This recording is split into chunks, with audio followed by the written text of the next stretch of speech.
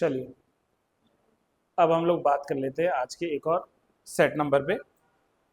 और set number है आज हमारा 26, ठीक है, 26। बहुत टाइम से ऑनलाइन में हूँ, चाहे आप लोग हों, आपकी रिक्वेस्ट भी आ रही थी कि थोड़ा सा उत्तराखंड के कल्चर को लेकर या उत्तराखंड से संबंधित जो हिंदी में कहावतें डाल देता या कुछ अन्य सब्जेक्ट डाल देता, तो अब मैं जो पेपर्स बन रहे हैं उनमें ये भी डालने का प्रयास करूंगा, ठीक है। चलिए, और यही कारण है कि आपको जो स्टार्टिंग के क्वेश्चन मिलेंगे हिंदी में, उसमें से इन दो क्वेश्चनों के आप लोगों ने सही जवाब जो है देने हैं, ठीक है। सबसे पहले हम लोग क्वेश्चन नंबर 1 को पढ़ लेते हैं कि पहला क्वेश्चन इसमें क्या पूछा था, ठीक है। पहला क्वेश्चन पूछता है आपसे कि झाण झुंडोक समझण, इसका मतलब क्या है। तो अगर आप में से कोई जानता है बताओ। ऑप्शन डी यानी कि एरा गहरा समझना, ठीक है, बहुत बढ़िया। तो इसका जो राइट आंसर है वो है ऑप्शन नंबर डी, है ना। झाण झुंडौक समझण बोलते हैं आपके वहां की कहावत, नहीं, या थोड़ा सा गेस करा कि ये ज्यादा अच्छा मेल बैठ रहा है इसके साथ में, है ना। तो इसका राइट आंसर जो है वो ऑप्शन नंबर डी ही होना चाहिए। रही बात कि बिना किसी कारण के मुसीबत मोल ले लेना, तो उसके लिए पता क्या कहावत आती है हमारे गढ़वाल या हमारे कुमाऊं के क्षेत्रों में। इसके लिए आता है जिमोणक पूड़ में हाथ डालना, या जिमोणक पूड़ में हाथ खितण। सुना कभी? ये लिखना है, जिमोणक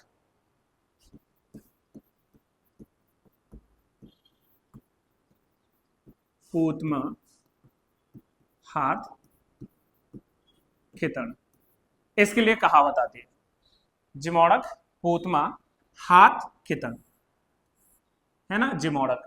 अब इसमें से आप कुछ मत करो, एक शब्द ढूंढो जरा, मौड़। अब मौड़ क्या होता है? कई जगह नहीं कहते होंगे, जैसे हमारे क्षेत्र में ज्यादा मौड़ नहीं कहते, हम क्या कहते हैं? जैसे मधुमक्खियां होती कि नहीं होती, काटने वाली मधुमक्खी, उसको क्या बोलते हैं आपके वहां? कुछ तो बोलते होंगे, काटने वाली जो होती है। हमारे वहां जैसे अंगराल कहते हैं, अंगराल होते हैं हमारे वहां अंगराल। अच्छा, उसमें भी अलग अलग प्रजाति है। अंगराल, हमारे वहां खड़ बच्चा बोलते हैं एक को, होता है आपके वहां। चिमिल्डू, बिल्कुल सही कह रहे हैं, चिमिल्डू बोलते हैं। तो वैसे बोला जाता है मौड़। अब जैसे अगर मान लीजिए कि मौड़ का पूत, अपूत का मतलब यहाँ पर छत्ते से, मौड़ होता है ना अंगराल की, क्या होती, छत्ता, भेली। तो अगर आप उसके छत्ते में हाथ डालोगे तो आप मुसीबत ही तो मोल ले रहे हो।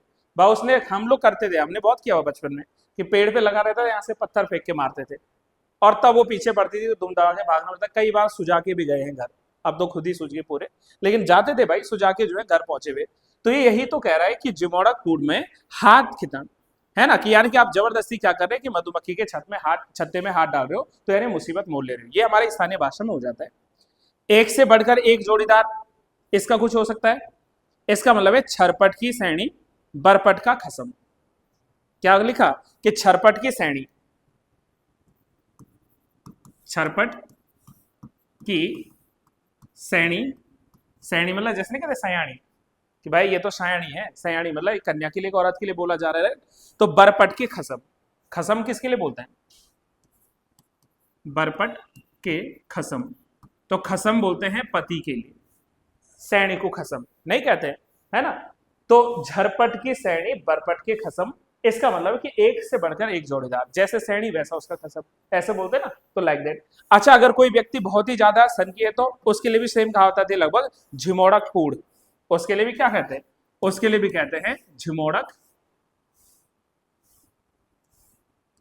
झिमोड़क पूड़, है ना, झिमोड़क। अच्छा, ये झा था, मैंने जा लिख दिया, ये आएगा झिमोड़क, प्लीज करेक्शन देना, झिमोड़क, चा छा जा झा, है ना, झिमोड़क ये वाला, ठीक है। तो झिमोड़क, तो इसके लिए झिमोड़क कूड़ जो है ऐसा एक कहावत आती है, झिमोड़क कूड़, ठीक है। चलिए क्वेश्चन नंबर 2 पे आओ। पहले का राइट आंसर है ऑप्शन नंबर डी, ये तरफ वैव,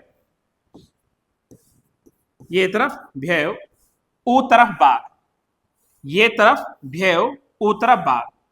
बाघ भी एक जानवर है। अब ये बाघ लिखा हुआ है, इसको बाघ लिखना चाहिए, पर कोई बात नहीं, बाघ बाघ चल जाएगा। स्थानीय भाषा में बाघ को हम बाघ ही बोल देते हैं, कि बाघ लगी, बाघ बोलते हैं ना, बाघ तो कम ही बोलते हैं इस उच्चारण में, है ना। और ये तरफ भैव, भैव क्या होता है? क्या चाहिए? हाँ सही जा रहे हो, ठीक है, बिल्कुल ठीक है ना।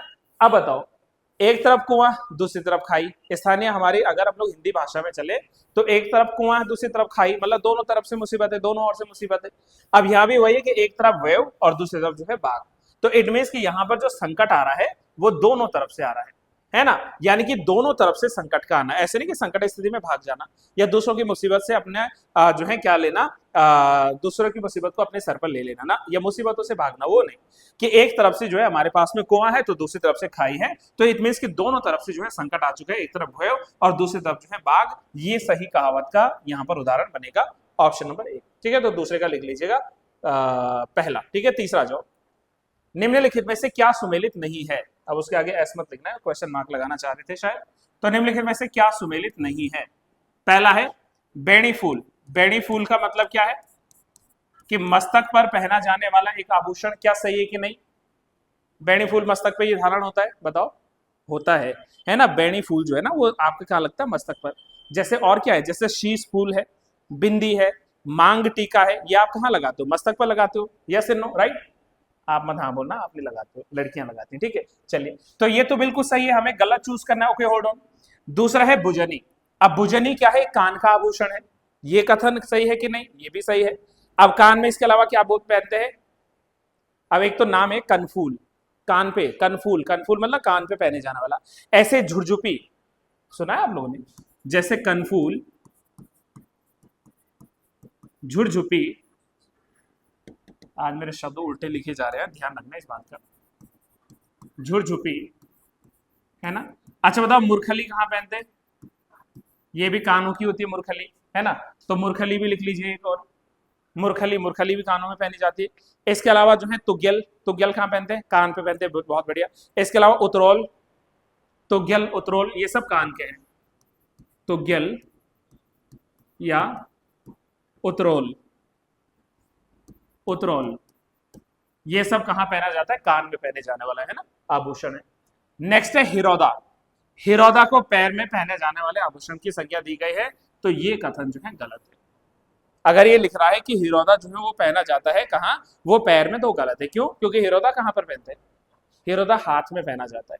तो हिरौदा जो है ना, ये हिरौदा, हिरौदा नहीं, ओ की मात्रा नहीं, हिरौदा ये हाथ का आभूषण है, न बल्कि पैर का, है ना। ये हाथ का आभूषण है। आज मेरे हाथ थोड़ा ज्यादा चल रहे हैं, ध्यान रखना इस बात का। ठीक है, हो जाता कभी कभार, अच्छा दिन नहीं रहता, कई बार ऐसा बोलते हैं ना लोग, तो समझो बस जो मैं कह रहा हूँ उस पर भी ध्यान देना। बाई चांस ऑनलाइन वालों के लिए स्पेशल सूचना है। वैसे मैं प्रयास कर रहा हूँ कि मैं बढ़िया लिखूं। हिरौदा मतलब जो हाथ पे पहना जा रहा है, और जो पैर का एक आभूषण होता है उसमें तो खैर अभी लिखवाऊंगा कौन कौन से। अब हाथ में हिरौदा के अलावा और क्या पहनते हैं आप लोग? कुछ नहीं तो कंगन ही बोलते, सोने के कंगन, है ना। या हम छोटे बच्चों को क्या देते हैं? चांदी के धागुले, धागुले देते ना, धागुली बोलते, कई जगह धागुला बोलते। तो धागुला हो गया। इसी तरीके से आती है मुंदड़ी। मुंदड़ी अंगूठी के लिए बोलते हैं वैसे ना, कि मुंदड़ी पहनी हुई, तो मुंदड़ी या मुंदड़ी कहते हैं, कई जगह मुंदड़ी, कई जगह मुंदड़ी कहते हैं। गुंठी, गुंठी भी अंगूठी के लिए बोलते हैं आई थिंक, है ना। इसके अलावा यहाँ पर क्या आता है? इसमें आता है सुआ। सुआ भी हाथ में पहना जाता है। ठूणी, पौली, ये हाथ के यहाँ, सुआ, ठूणी, पौली, ये सब आभूषण है। अगर आप लोगों ने परिचित नहीं है तो भाई उत्तराखंड की संस्कृति कल्चर बहुत बड़ा है ना। हर अलग अलग कोने कोने में अलग अलग आपको मिल जाएंगे, है ना। ठ्वाक, ठ्वाक कहाँ पहनते हैं? हाथ में पहना जाता है ठ्वाक। ये भी जो है हाथ में कलाई पर पहने जाने वाला है ना ठ्वाक, ये भी जो है इंपॉर्टेंट है ठ्वाक। ठीक है, चलिए। अब पैर में पूछेंगे तो पैर में तो भाई चलो कुछ नहीं तो पाजे भी बोल दो। बिछुआ होती है, बिच्छू क्या बोलते हैं? बिछुआ। तो बिछुआ पहनी जाती है पैरों में, ये तो आपके लिए इजी है। बिछुआ हो गया, पायजेब हो गया, इजी है। इसके अलावा बताओ जरा, गाना भी था झांवर झांवर कुछ, झांवरी क्या था? सांवरी सांवरी तेरे खोटा की झांवरी। तो झांवर जो पहना जाता है वो कहाँ पहनेंगे? वो भी पैर में पहने जाएंगे। तो झांवर जो है एक और हमारा स्थानीय आभूषण है जो पहनते हैं। अब बताओ इमरती। अब इमरती सिर्फ खाने के लिए नहीं होती, इमरती पैरों में पहने जाने वाला एक क्या है? गहना है। तो इमरती भी इसमें आता है। पौटा, पौटा भी पैर में पहनते हैं। इसके अलावा जो है पौलिया, पैर में पहने जाने वाला एक और आभूषण पौलिया। ठीक है, तो पौलिया जो है ये भी पैरों में पहना जाने वाला आभूषण है। ठीक है, चलिए। इसके अलावा अब ये तो इजी है ना, जैसे लच्छे जो पहनते तो लच्छे भी पैर में पहने जाते हैं, लच्छा, लच्छे जो होते हैं ना। इसके अलावा जो है शकुंतला। अब जरूरी नहीं शकुंतला महिला का ही नाम रहेगा, एक आभूषण है पैर में पहना जाने वाला शकुंतला आदि, ईटीसी, है ना। अब लास्ट पूछा था तिलहरी, तो अगर ये गलत है तो गले में पहना जाने वाला आभूषण ये तिलहरी बिल्कुल सही है। इसके अलावा गले में क्या पहनते हैं, जैसे हंसुला पहनते हैं, हंसुला गले में पहना जाता ना, या आज भी आप लोगों ने सुना होगा कल्चर में बहुत ज्यादा फेमस है गुलोबंद, तो गुलोबंद गले में पहनते हैं, या दुबड़ा, दुबड़ा जो होता है वो भी गले में पहना जाता है। मैं वो लिख रहा हूँ जो ज्यादा कॉमन आप लोगों ने नाम नहीं सुने, बाकी जो है आपने हंसुला सुना हुआ गले में पहना जाने वाला, गुलोबंद आप लोगों ने सुना हुआ। इसके अलावा चंद्रहार, चंद्रहाल, हार, चंद्रहार है ना। इसके अलावा जो है हंसुला, हंसुला है ना, हंसुला भी पहनते हैं। इसके अलावा सुतिया, सुतिया, सुतिया जो है ये भी गले में धारण किया जाने वाला आभूषण है। बाकी आप लोगों को कुछ याद आएगा आप बिल्कुल बताइएगा, ठीक है, आप लोग भी बताओ, आप लोग कमेंट बॉक्स में बताओ, है ना। तो ये कुछ क्या है हमारे पास में स्थानीय आभूषण है उत्तराखंड की धरातल पर। एक और सवाल पूछना कि उत्तराखंड की परंपरागत संस्कृति में ढिकारा, ये ढा है, टा ठा डा ढा, ढिकारा या डिल्ल्या क्या है। ऑप्शन है आपके पास में कि ये एक प्रकार का जो है म्यूजिकल इंस्ट्रूमेंट यानी वाद्य यंत्र है, एक जो है एग्रीकल्चरल जो है हमारे पास में इंस्ट्रूमेंट है, या एक उपकरण है, ये बीच में कुछ मिस टाइप है, एक जो है क्या है उपकरण दिया हुआ है, ठीक है, या फिर ये एक जो है लोक कला है। अब इस एक उपकरण के बीच में कुछ और होना चाहिए था, सिंचाई, सिंचाई लिख सकते थे हम लोग, उस वाले में सिंचाई लिखा हुआ ना, हाँ यहाँ मिस टाइप होता है। तो क्या ये एक सिंचाई उपकरण है, या ये कृषि उपकरण है, वाद्य है, या लोक नृत्य है। कहीं सुना होगा आप लोगों ने डिल्ल्या, हाँ बी कृषि, चलिए तो इसका राइट आंसर कृषि उपकरण ही है। तो डिल्ल्या जो होता है या ढिकारा जो होता है वो क्या होता है ना, मिट्टी के जो जैसे हल लगता है तो मिट्टी के वो जो होते हैं ना टुकड़े, तो उनको बारीक करने में काम आता है, तो वो ढिकारा या डिल्ल्या के रूप में आएगा ना। तो इसका राइट आंसर हम कृषि उपकरण के रूप में लिख देंगे। बाकी कृषि उपकरण क्या क्या है आपके उत्तराखंड में, जोल है, बिल्कुल ठीक है भाई, हमारे वहां भी जोल बोलते हैं, कहीं कहीं पाटा बोलते हैं उसको, कहीं कहीं जोल बोलते हैं। जोल पता है ना, हल लगता है और उस मिट्टी को सपाट करने के लिए चौड़ा सा एक तख्त टाइप का पाटा होता है, और उसके ऊपर बैठते भी थे हम बचपन में, गिरते भी थे कई बार आगे कई बार पीछे, तो जोल होता है। इसके अलावा नसूड़, नसुड़ा होता है ना, नसूड़ जिसको कहते हैं, नसुड़ा कहते हैं, नहीं पता, जो मिट्टी को चीरते हुए आगे बढ़ता है। हल होता है ना, तो हल के आगे क्या लगता है, नसुड़ा लगता है, तो भाई नसुड़ा हो गया। इसके अलावा जुआ, अब जुआ वो पासे वाला मत कहना जो बैलों के गले में डालते हैं, उसी से तो हल बनता है, उसी पे फिर नसुड़ा लगा होता है। इसके अलावा भाई ये मेरे स्थानीय में अपनी टीरी की बात बता रहा हूँ, तो हो सकते हैं आप अन्य कल्चर से बिलोंग करते हैं, तो आप अपने अपने शब्द लिखा करो कमेंट में कि क्या क्या होता है। इसके अलावा क्या है कृषि उपकरण में, बाकी तो सारे बेसिक हैं, जैसे क्या है कुदाल है, कुल्ला कुटला हम जिसको बोलते हैं, है ना। और क्या हो सकता है कृषि उपकरण में, अच्छे कमेंट करके बताओ आप लोग जल्दी से, ठीक है। चलिए नेक्स्ट आ जाओ, अब आते हैं हम लोग थोड़ा सा मेन हिंदी वाला जो पार्ट है उसकी तरफ, ठीक है, थोड़ा जल्दी बढ़ेंगे। हिंदी साहित्य के प्रारंभिक काल को आदि काल की संज्ञा किसने दी थी। अब जो हिंदी साहित्य के काल पढ़े थे हमने पिछली क्लास देख लेना, इसमें मैंने 4 आपको क्या बताए थे, कालखंड बताए थे, जैसे वीर गाथा काल कौन सा होगा ये बताया था ना लास्ट काल में, आदि काल कौन सा होगा। तो आदि काल का नाम किसने दिया था साहित्य के प्रारंभिक काल को। ऑप्शन है हजारी प्रसाद द्विवेदी, रामविलास शर्मा जी, राम कुमार वर्मा जी, या मिश्र बंधु जी। तो राइट आंसर लिख लेना इसका option number A, Hazari Prasad Dwivedi ji ने, हजारी प्रसाद द्विवेदी जी ने, है ना। अब देखो, अब हमने कहा कि ये जो प्रारंभिक काल था, है ना, तो इसी प्रारंभिक काल को एक और नाम दिया गया है, आप मुझे बताओगे किसने दिया था। इसी प्रारंभिक काल को कहा गया है वीर काल, इसी प्रारंभिक काल को कहा गया है क्या, वीर काल। और वीर काल की संज्ञा इसको किसने दी थी, इसको संज्ञा दी थी विश्वनाथ प्रसाद मिश्र ने। किसने, विश्वनाथ प्रसाद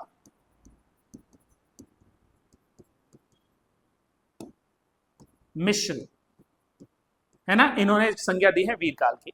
इसी जो है प्रारंभिक काल को या सबसे पहले काल को वीर गाथा काल नाम दिया है। वीर गाथा काल ये किसने दिया है, वीर गाथा काल ये दिया है आचार्य रामचंद्र शुक्ला जी ने, रामचंद्र शुक्ला, इन्होंने इसी का जो नाम दिया है वो दिया है वीर गाथा काल। ये सवाल कई बार बन जाते हैं। इसी काल को चारण काल किसने कहा, चारण काल, चारण काल ये कहा है जॉर्ज ग्रियर्सन ने, नाम सुना है ना आप लोगों ने, जॉर्ज ग्रियर्सन। तो जॉर्ज ग्रियर्सन के अनुसार ये क्या है, ये आपका चारण काल है। तो इसके ढेरों नाम है, जैसे आदि काल है, वीर काल है, वीर गाथा काल है, या चारण काल है, और ये सारे नाम हजारी जी ने दिया है आदि काल, और बाकी के नाम ये जो है आपके सामने मेंशन है, राइट। एक और सवाल आओ, हिंदी की ज्ञानपीठ पुरस्कार प्राप्त करने वाली सबसे पहली रचना कौन सी है? सबसे पहले कृति जो हिंदी में लिखी हुई है। कितने नावों में कितनी बार? उर्वशी, यामा या चिदंबरा? चिदंबरा, श्योर ना? गुड। तो इसका राइट आंसर लिख लेना चिदंबरा। अब बताओ जरा, चिदंबरा को जो ज्ञानपीठ पुरस्कार मिला था वो कब मिला था, और चिदंबरा किसकी रचना है? ये दोनों चीज आपने बस इतने बेसिक पूछूंगा। सुमित्रा नंदन पंत, चलो ये ठीक है। और ईयर ना, उससे पहले 1968 में। तो 1968 ये मेंशन कर लेना है जिसको जानकारी अभी नहीं है। तो 1968 में, ठीक है। 80 बोला शायद, 68 बोला, अच्छा मैंने 80 सुना, सॉरी। हाँ ठीक है। तो 1968 में इसको लिखा गया था और इसको लिखा था सुमित्रा नंदन पंत जी ने। ठीक है, चलिए ये बताओ जरा, कितनी नाव में कितनी बार, ये किसकी रचना है? और मैं करवा रखा हूं, ये मैंने करवा रखा है। कितने नाव में कितनी बार, ये लिखी हुई अज्ञेय ने। ये किसने लिखी है? अज्ञेय। किसकी रचना है ये? अज्ञेय, मेंशन कर लेना। और जिस समय इसको मिला था ये सम्मान, है ना, तो वो ईयर भी लिख लेना, और वो है 1978। कितनी नाव में कितनी बार? 1978, 1978, 1978। उर्वशी तो आपके लिए इजी है। किसने लिखी उर्वशी? ये वाली जो उर्वशी है मैं 1972 में बता रहा हूं, और ये दिनकर जी वाली बता रहा हूं। रामधारी सिंह दिनकर जो थे ना, तो ये मैं दिनकर वाली जी के बता रहा हूँ। उर्वशी, उर्वशी दो लोगों ने लिखी, ये चीज भूलना मत। तो यहां पर जो 1972 में एक और मिला था सीक्वेंस के हिसाब से, तो वो जो है रामधारी दिनकर जी की, रामधारी दिनकर जो है इन्होंने लिखी थी। चलो, और इसका आप लोग जवाब दीजिए कि उर्वशी जो है रचना इनके अलावा किसने लिखी है? उर्वशी रचना रामधारी दिनकर के अलावा किसने लिखी है? ठीक है, चलो आप लोग भी बताओ। सूरज,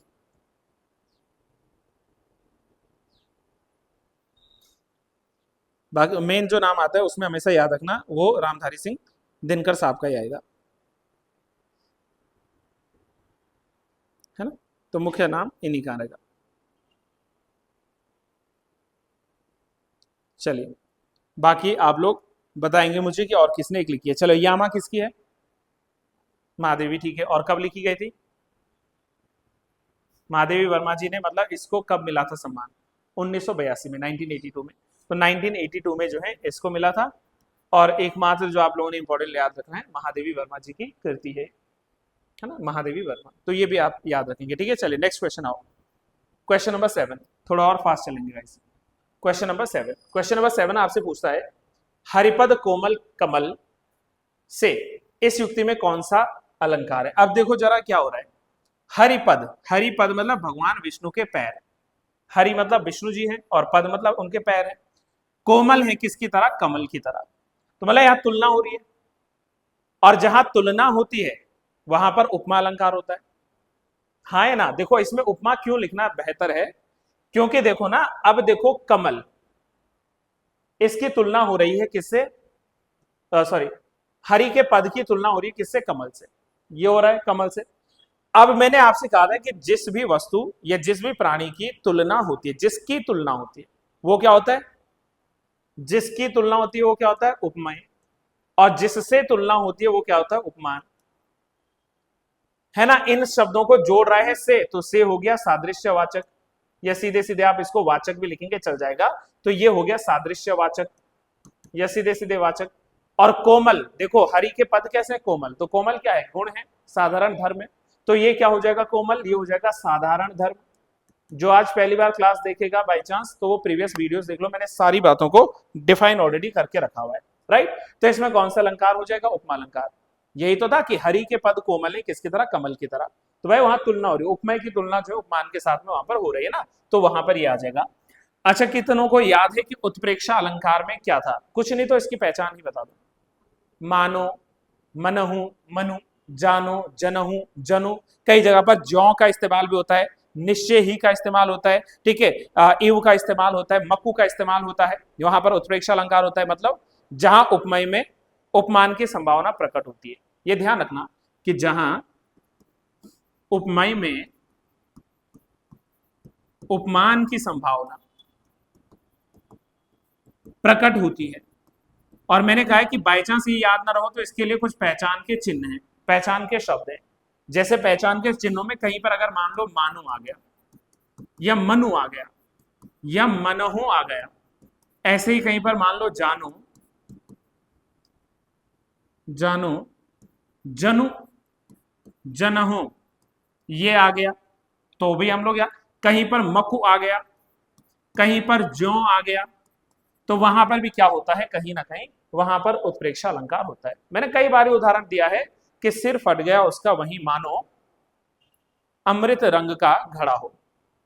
ऐसे भी तो होते हैं ना कि भाई वहां पर उसका सर फट गया हो, तो ऐसे जो है कई जगह जो है ये सवाल बन जाते हैं कि मानो जहां पर आ गया, है ना। चलिए, यमक में तो आपको पता है यमक का मतलब दो या जोड़ा, तो जहां पर शब्द दो बार हो या दो से अधिक बार हो, दो बार तो एटलीस्ट होने चाहिए। काली घटा का घमंड घटा, तो काली घटा का घमंड घटा, अर्थ उसके अलग अलग रहे हैं कि घमंड घटा मतलब काली घटा, घटा मतलब बादल, घटा मतलब कम होना। कनक कनक थे सोगुनी, कनक कनक दो बार आया है कि नहीं है, है ना। तो मैंने आपको कितने सारे उदाहरण जो है ऑलरेडी बता रखे हैं यमक अलंकार के, है ना। तो ये भी आप लोगों ने ध्यान रखना है।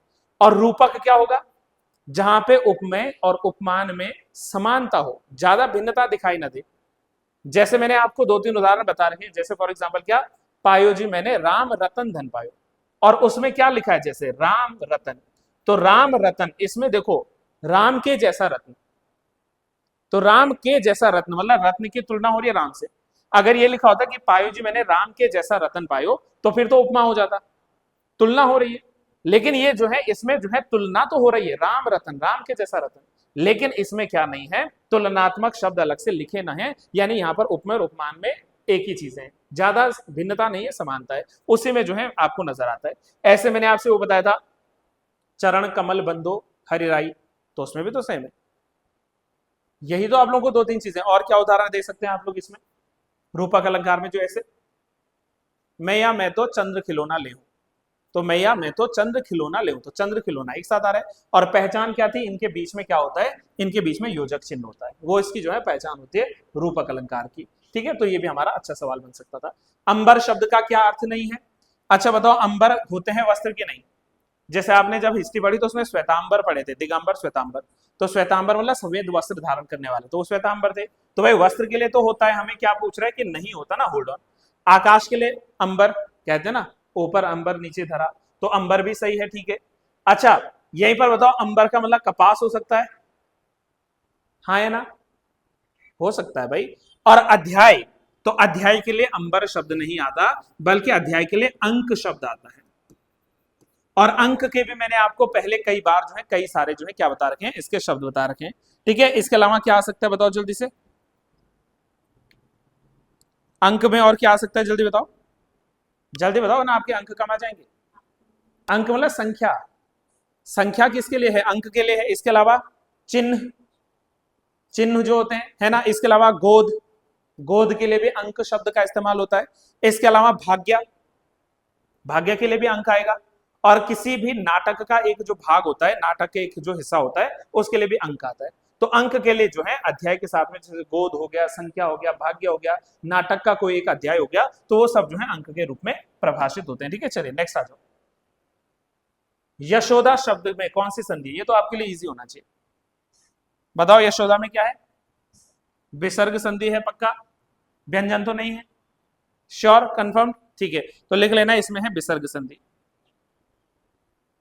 विसर्ग संधि कैसे, क्या आता है इसमें, यश धन दा, तो क्या बन जाता है वो यशोदा, तो व्यंजन संधि बिल्कुल आप लोग सही कर लेना इसका। ठीक है, चलिए नेक्स्ट आओ। नेक्स्ट सवाल पूछ रहा है कि तद्भव शब्द इनमें से क्या है, मतलब इसमें तीन तत्सम है और एक तद्भव है। तो बताओ चंद्र तद्भव है कि तत्सम, तत्सम है ना। और चंद्र का जो है तद्भव स्वरूप क्या हो जाएगा, मेरा चंद्र मुझे आया है नजर, है मेरा चांद मुझे आया नजर, तो चांद, तो चंद्र की बजाय चंद्र तो तत्सम हो गया ना, इसका तद्भव जो होगा वो चांद होगा। प्रकाश के लिए देखो कोई तत्सम तद्भव अलग से नहीं है, तत्सम में भी हम प्रकाश लिखते थे और आज भी हम प्रकाश लिखते हैं, प्रकाश को तो प्रकाश लिखते हैं, अलग से क्या तद्भव लिखेंगे, है ना। उजाला रोशनी वो अलग चीज है, वो उसके पर्यायवाची है। तो प्रकाश के लिए ऐसा कोई तत्सम का अलग से तद्भव नहीं है, तो ये ज्यों का त्यों है, प्रकाश पहले भी ऐसे लिखते थे आज भी ऐसे लिखते थे, तो तत्सम ही अपने आप में हो जाएगा ना। तो ये क्या हो जाएगा, ये अपने आप में तत्सम हो जाएगा, ऐसे नहीं कि इसका तद्भव क्या है, इसका कोई तद्भव नहीं है। उस समय भी ये जो है तत्सम लिखते थे, आज भी ये जो है, सॉरी उस समय प्रकाश लिखते थे आज भी। अब अंधेरा, अंधेरा तद्भव होना चाहिए या तत्सम, तद्भव है, बस यही तो इसका आंसर है। तो इसका राइट आंसर है ऑप्शन नंबर सी अंधेरा। क्यों? क्योंकि ये क्या है, ये तद्भव है ना, और इसका तत्सम क्या आ जाएगा,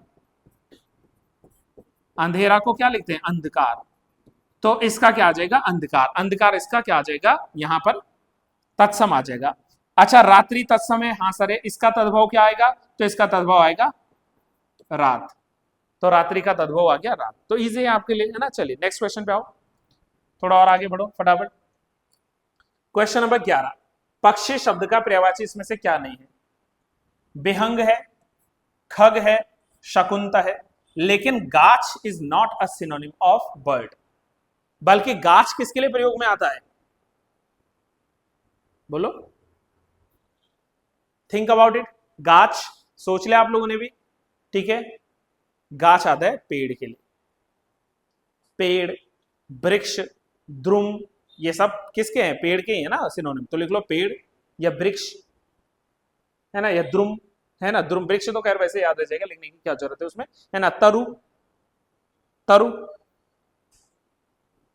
आदि, है ना, ये इसमें आ जाते हैं।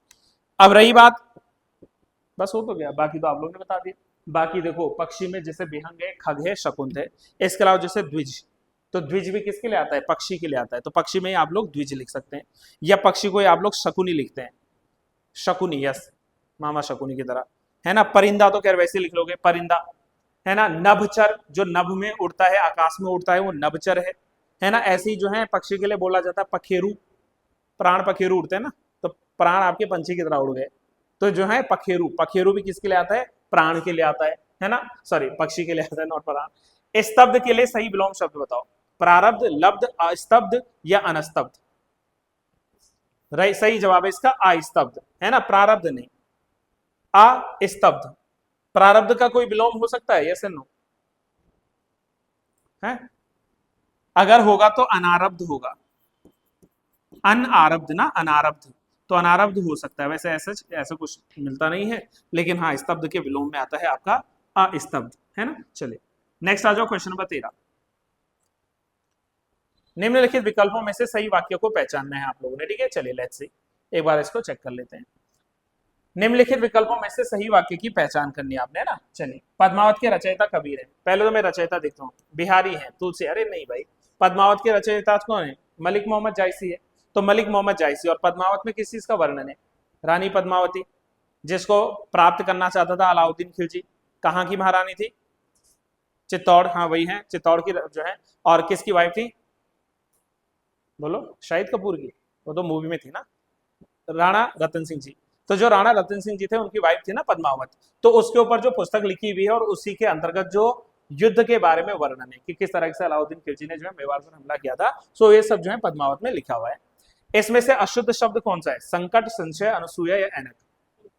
ऑप्शन ए गलत है, तो संकट में क्या लिखते हैं आप लोग, ऐसा लिखना ज्यादा उचित है, संकट, है ना, ये सम अंग की मात्रा है, और ये ना है, सनकट नहीं, सनकट गलत हो जाए ना, संकट, संकट सही है, सनकट नहीं, तो ऑप्शन ए जो है ये गलत है। बाकी के जो है सारे ठीक है, संशय ठीक है, अनुसूया ठीक है, ऐनक ठीक है, हम अनुसूया नहीं लिखना चाहिए, अनुसूया सही है। किसी व्यक्ति या सिद्धांत का समर्थन करने वाला व्यक्ति जो होता है, उसके लिए अनेक पद के लिए एक पद, एक शब्द क्या आएगा, अनुयायी, ऑब्वियस सी बात है। मान लीजिए अगर आप फॉलो करते हो बुद्धिज्म को, तो आप बुद्धिज्म के अनुयायी हो, आप भगवान बुद्ध के अनुयायी हो। अगर आप जो है फॉलो करते हो लॉर्ड कृष्णा को, तो आप लॉर्ड कृष्णा के अनुयायी हो, फॉलोअर्स हो। तो भाई देखो ना, किसी व्यक्ति या सिद्धांत का समर्थन करने वाला, अगर कोई यूट्यूब पे मान लीजिए बॉडी बिल्डिंग की वो डाल रहा है वीडियोस, और आपको भी वैसी बॉडी बिल्डिंग करनी है, तो आप उसके अनुयायी बन जाओगे, फॉलोवर बन जाओगे इंस्टाग्राम पे या जहां भी, तो आप उसकी तरह, उसके सिद्धांत, उसकी तरह बनना चाहते हो ना, तो आजकल इन्फ्लुएंसर उठपटांग चीजें ये भी सिखा दे रहे हैं। अनुदान का मतलब, ये तो इजी है, किसी अच्छे कार्य के लिए या किसी धार्मिक कार्य के लिए जो आप दान देते हो, जो भी आप क्या करते हो, किसी नेक कार्य के लिए जो भी आप दान देते हो या जो भी आर्थिक मदद करते हो, उस आर्थिक मदद को अनुदान कहते हैं। जैसे मान लो ना, कहीं पर जैसे लेट करते हैं कि कोई ऐसा कुछ प्रोजेक्ट चल रहा है जहां पर गरीबों के लिए अस्पताल खोला जा रहा है, और आपने वहां पर देने चाहिए कोई रकम, 20,000, 10,000, 200, 100, 50, जो भी आपकी इच्छा है, तो वो आपका अनुदान है ना, आप उसको दे रहे हो किसी अच्छे कार्य के लिए, किसी जो है नेक कार्य के लिए आप जो है क्या दे रहे हो, आर्थिक मदद दे रहे हो, तो वो अनुदान आ जाएगा अपने आप में, है ना। अच्छा, अनुपंथी का मतलब, अनुपंथी, जो किसी के दिखाए हुए मार्ग पर चलता है, जो किसी के दिखाए हुए मार्ग पर चलता है उसको अनुपंथी कहते हैं। पंथ मतलब क्या है? रास्ता। तो किसी ने उसको सही रास्ता दिखाया है। अब ऐसे नहीं कि बंगाली कोटी से लेफ्ट लो फिर एक्सेल स्टडी पॉइंट आओगे, वो नहीं है ना। मार्ग मतलब जीवन की सही राह दे रहा है, उसको सही ज्ञान दे रहा है, तो भाई वो अनुपंथी कहलाएगा। उसके लिए एक शब्द आता है अनुपंथी, मतलब कि जो है किसी को दिखाए गए मार्ग पर चलना, वो अनुपंथी है। और अनुभवी, तो भाई आप लोग खुद इतने अनुभवी हैं, क्या बता दोगे अनुभवी का मतलब क्या है?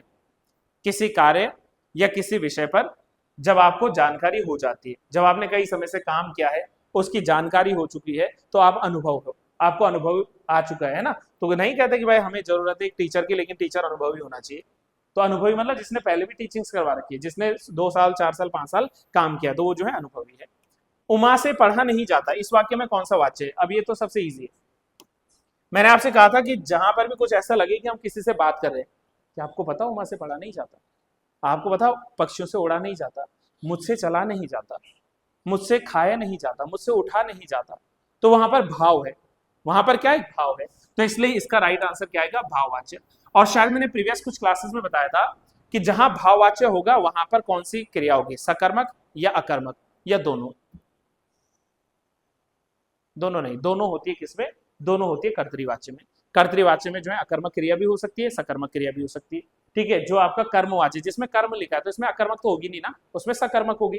तो हमेशा ध्यान रखना कि कर्मवाच्य जिसमें कर्म की प्रधानता हो वो हमेशा सकर्मक वाच्य में बनती है ना, सकर्मक होने चाहिए वहां पर, है ना। इसके अलावा वाक्य जो है क्या होना चाहिए? सकर्मक। इसके अलावा भाव में क्या होना चाहिए? हमेशा अकर्मक।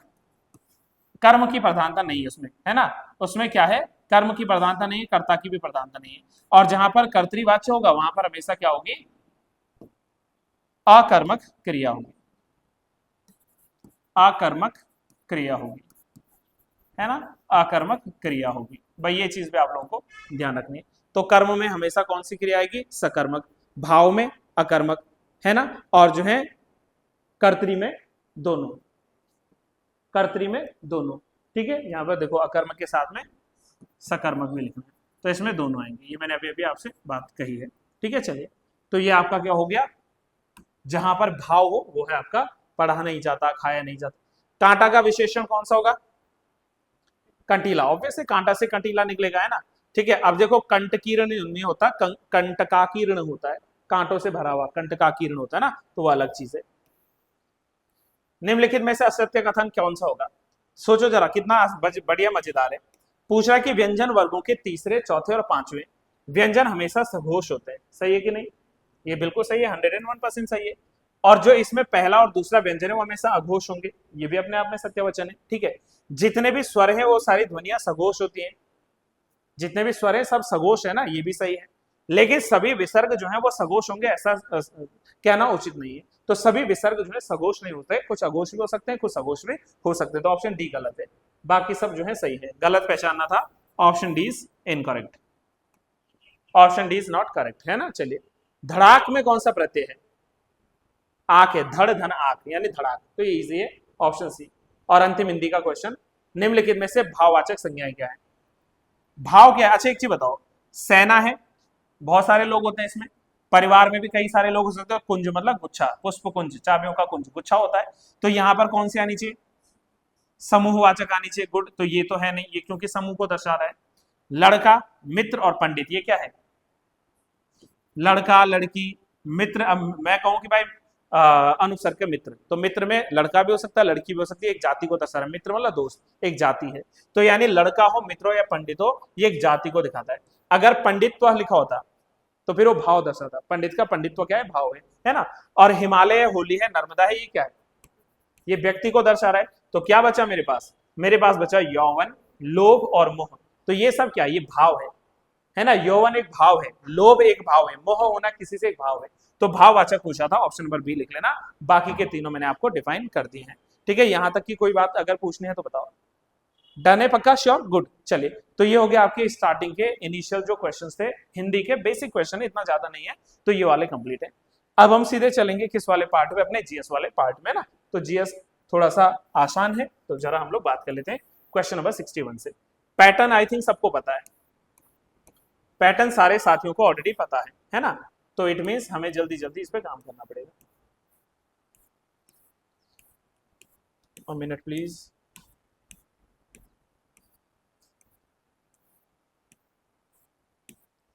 चलो आते हैं अपने 61। और छुट्टी काफी कर रहे हो भाई आजकल, कहाँ है आपके साथी? मेरे ख्याल से इलेक्शन के चक्करों में घूम रहे हैं, यही हो सकता है।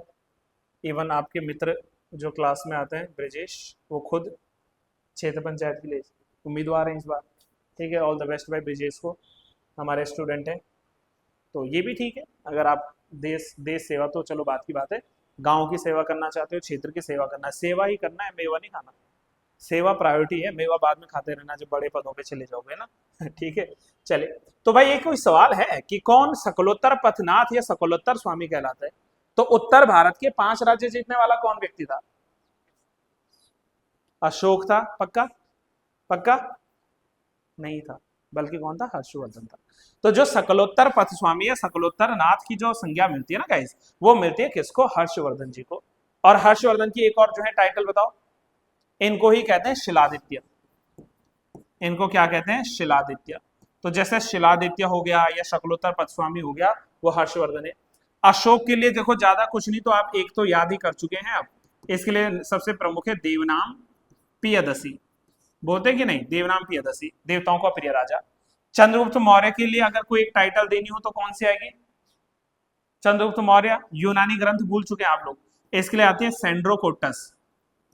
सेंड्रोकोटस ये यूनानी जो है लिटरेचर्स के भीतर चंद्रगुप्त मौर्य के लिए लिखा हुआ है। जो चंद्रगुप्त ये था ना मौर्य, अब ये चंद्रगुप्त मौर्य मौर्य वंश का संस्थापक है। इसको आप लोग गलती से भी गुप्ता राजवंश से या गुप्ता डायनेस्टी से मत जोड़ देना। ये चंद्रगुप्त जो है प्रथम वाले की हम लोग बात करें ना, सेंड्रोकोटस इसका है। और रही बात हमारे समुद्र की, तो समुद्र में मैं जितनी बोलूंगा उतनी गिनना कम है। जैसे समुद्र को कहते हैं परांतक, इसको कहते हैं विक्रमांक, इसको कहते हैं अश्वमेध कर्ता। अश्वमेध कर्ता, जिसने अश्वमेध यज्ञ हवन करवाए थे। और ये सब अगर भूल भी जाओ तो इसी समुद्रगुप्त को कहते हैं नेपोलियन ऑफ इंडिया, यानी कि भारत का नेपोलियन।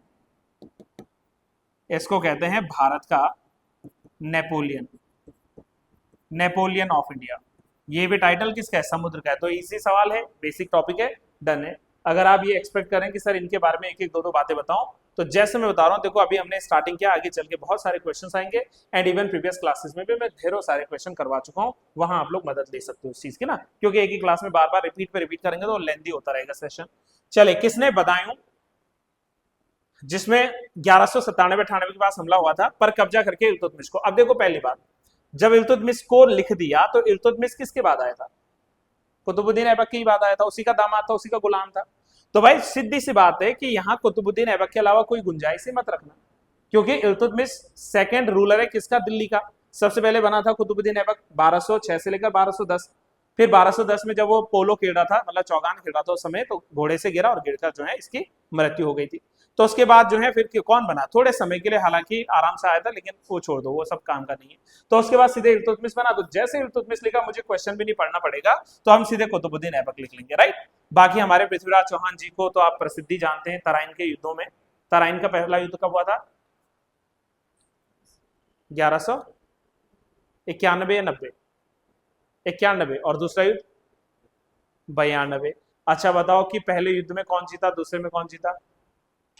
आप लोग भी कमेंट करके बताओ तराइन के दोनों युद्ध कब हुए।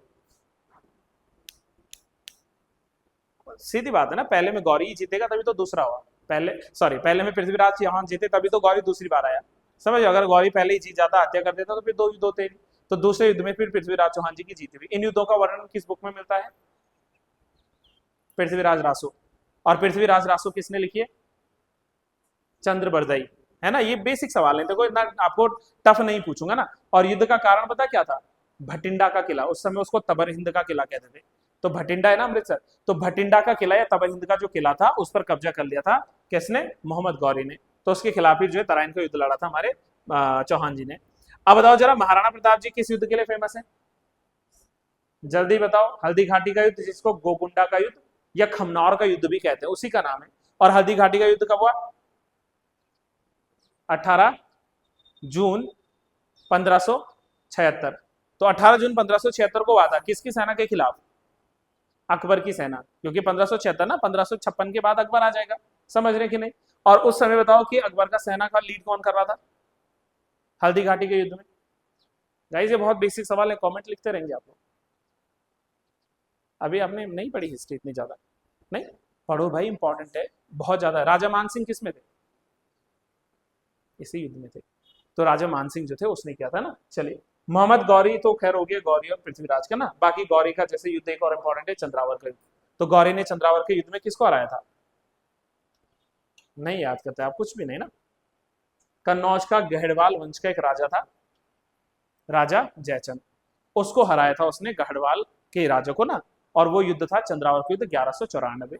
तो वहीं से फिर जो है इस्लामिक सत्ता मजबूत पे मजबूत पे मजबूत भारत में होती गई। चलिए बताओ तो जरा, which of the following places was the headquarters of the Portuguese in India, है ना। अब इसमें तो भाई ऑप्शंस आने चाहिए थे, ऑप्शंस क्यों नहीं आए। Which of the following places was the headquarters of the Portuguese India। I think ये ऑप्शन वाला क्वेश्चन था, बट शायद टाइपिंग से मिस्टेक हुई है, आई डोंट थिंक सो। नहीं, कौन सा स्थान भारत, अच्छा कौन सा स्थान, फॉलोइंग प्लेसेस, प्लेसेस की वजह प्लेस लिखना चाहिए था ना, तब गड़बड़ हो, हिंदी में पढ़ो। निम्नलिखित में से कौन सा स्थान भारत में पुर्तगालियों का मुख्यालय था। अब देखो यहाँ कंफ्यूजन है, बट मैं आपको होने नहीं दूंगा। यहाँ पर दो ऐसी जगह है जहां उन्होंने मुख्यालय रखे थे, एक तो गोवा था और एक हमारा कोचीन था। लेकिन हम इसमें सपोर्ट जब करेंगे तो हमें देखना पड़ता है कि वो प्लेस बताओ जहां पर ज्यादा इन्होंने अपनी पावर को स्ट्रांग बनाया था। तो वो कौन सा था, गोवा था। अच्छा, गोवा पहले किसके पास हुआ करता था, पहले ये गोवा जो था ना, ये था आदिल शाह के पास में। बीजापुर का सुल्तान था, आदिल शाही सुल्तान था। बीजापुर का जो आदिल शाही सुल्तान था, है ना, तो उसके पास ही जगह हुआ करती थी। उससे छीना था गोवा को 1510 में किसने, अलबुकर्की ने। अलबुकर्की मतलब जो दूसरा गवर्नर था भारत में, पोर्चुगल। भारत में पहला पुर्तगाली गवर्नर फ्रांसिस्को डी अल्मीडा, जिसने ब्लू वाटर पॉलिसी लाई थी, ये मैंने शायद पिछले वाले पेपर में करवाया था। और उसके बाद जो दूसरा व्यक्ति था वो था कौन, अलबुकर्की। तो जो अल्फांसो डी अल्बुकर्की था उसने गोवा जीता था, और उस गोवा को बाद में मुख्यालय किसने बनाया। हाँ ये सवाल देखो, अगर ये पूछा कि गोवा को मुख्यालय किसने बनाया तो तब अल्बुकर्की नहीं देंगे, उसने सिर्फ जीता था। मुख्यालय बनाने का श्रेय जाता है नीन्हो डी कुन्हा, वो भी एक पोर्चुगल गवर्नर था। तो नीन्हो डी कुन्हा करके जो था उसने बनाया था गोवा को। उससे पहले कोचीन में इनकी पहली फैक्ट्री थी। अगर सवाल बने कि इनकी पहली फैक्ट्री कहां पर थी, तो इन्होंने 1503 में अपनी पहली फैक्ट्री खोली थी कोचीन में। और दूसरी फैक्ट्री जो थी पोर्चुगीज की, वो 1505 में थी, जगह पड़ती है कन्नूर। इंग्लिश में जब लिखते हो तो ऐसा लगता है कि कन्नानौर पढ़ना चाहिए, लेकिन भाई इसी का नाम कन्नूर है। तो कन्नूर में जो है दूसरी फैक्ट्री थी इनकी, किसकी, पोर्चुगीज की। तो पहली फैक्ट्री है कोचीन में, दूसरी फैक्ट्री है कन्नूर में। लेकिन अगर पूछा कि इनका मुख्यालय कहां पर था इन फॉलोइंग प्लेसेस में, दैट इज गोवा। और लाया कौन था इसको, नीन्हो डी कुन्हा लेकर आया था, ये याद रखना, ठीक है। चलिए तो ऑप्शन क्या लिखेंगे, बी। औपनिवेशिक भारत में अंग्रेजों द्वारा तैयार की गई व्यवस्था सबने पढ़ी है, साइक संधि। इसकी मुख्य विशेषताएं कौन कौन सी थी, बहुत बढ़िया सवाल है।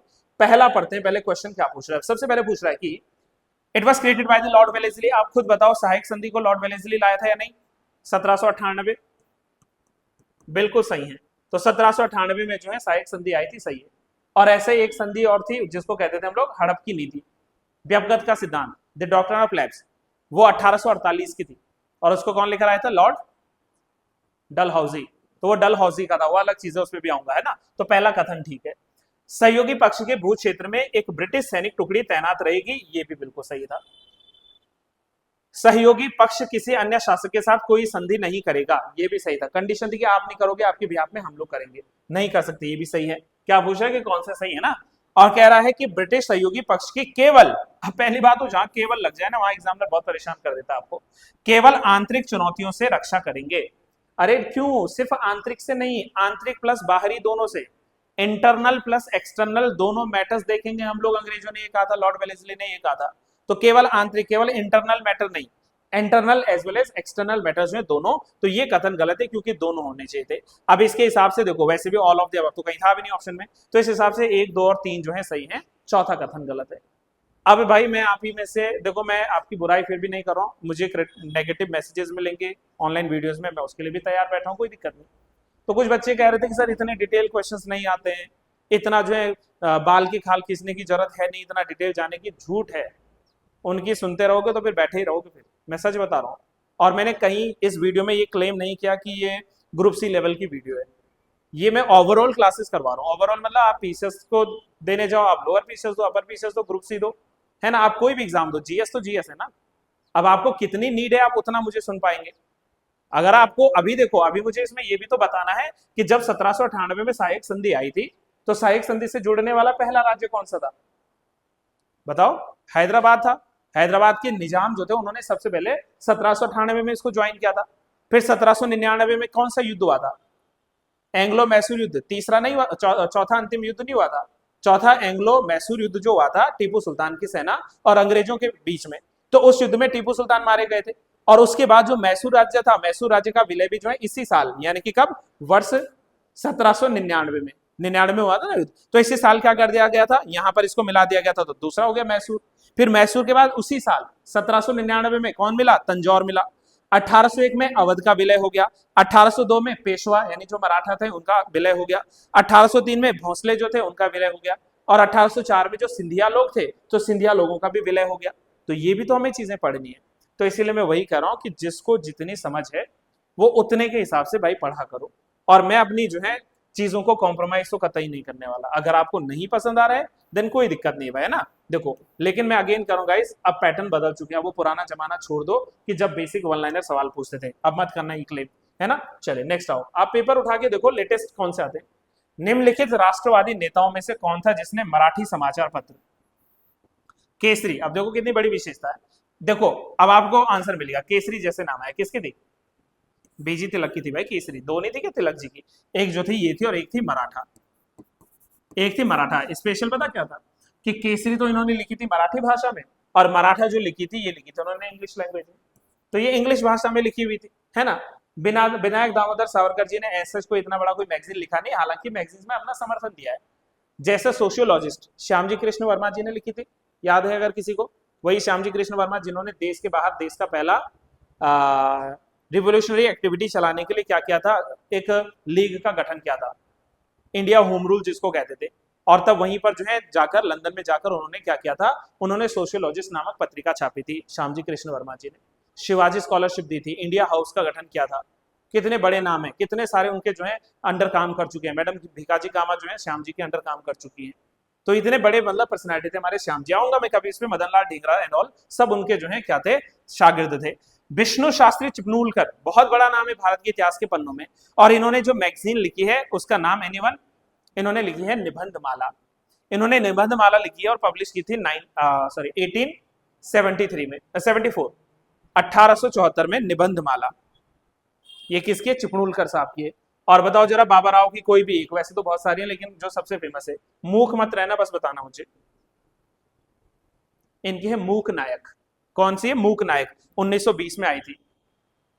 मूक नायक, है ना, मूक, यस मूक नायक। समय भी लिखना है, 1920 में मूक नायक 1920। फिर 1927 में इन्होंने बहुश्रुत भारत, 1927 में इन्हीं की थी बहुश्रुत भारत 1927। मूक नायक लिख लेना 1920। आफ्टर दैट इन्होंने लिखी थी जनता 1930। बाबा राव की थी जनता 1930। और इन्होंने लिखा था प्रबुद्ध भारत, प्रबुद्ध भारत, प्रबुद्ध भारत, ये था 1956 प्रबुद्ध भारत। तो ये सब भी जो है हमारे बाबा राव जी के द्वारा लिखे गए थे ना। चलिए थोड़ा और जल्दी बढ़ते हैं गाइस, समय भागता है बहुत जल्दी। बताओ 66 पे आओ। 1857 की क्रांति पर कार्ल मार्क्स और एंगल्स के द्वारा लिखी गई पुस्तक का शीर्षक क्या है? आई थिंक आप याद कर लेंगे, पर कंफ्यूजन भी है। अगर हमसे पूछा होता the Indian war of independence, तो हम लोग कहते Vinayak Damodar Savarkar. The Indian war of independence किसने लिखा है? विनायक दामोदर जी ने। लेकिन यहाँ लिखा है द फर्स्ट, और जहां फर्स्ट लिख ले वहां आप सबसे पहले नाम लिख लेना कार्ल मार्क्स का। यही मैंने कहा, यही तो कंफ्यूजन क्वेश्चन बताता है एग्जामिनर, मैं भी जानबूझ के डालता हूं आप लोगों को छेड़ने के लिए कि the first Indian war of independence पूछेगा, जहां फर्स्ट लिख जाए वहां आप सबसे पहले कार्ल मार्क्स का नाम रखना, तभी मार्क्स मिलेंगे आपको। तो कार्ल मार्क्स ने जो लिखी है एंगल्स के साथ मिलकर, वो है the first Indian war of independence. मैं फिर कह रहा हूं, अगर ये लिखा होता the Indian war of independence, तो तब आप लोग लिखते हैं विनायक दामोदर सावरकर, है ना। लेकिन एक और चीज है जो शायद यहां मेंशन हो सकती थी, वो ये था कि जैसे ये लिखा ना the first Indian war of independence, तो उसके नाम के आगे अगर 1857 1859 हो तो और ज्यादा क्लैरिटी मिलेगी। ये बुक का पूरा टाइटल था, इस वाली बुक का ना, the first Indian war of independence 1857 to 1859, Karl Marx की। और जो हमारे दामोदर जी की है वो है the Indian war of independence. बस ये आप लोगों को ध्यान रखना है। तीसरा बताओ, जो ये लास्ट में लिखी है, ये दो का तो कोई औचित्य है, इनको तो हटा दो, है ना, ये first war of independence same ही हो गया।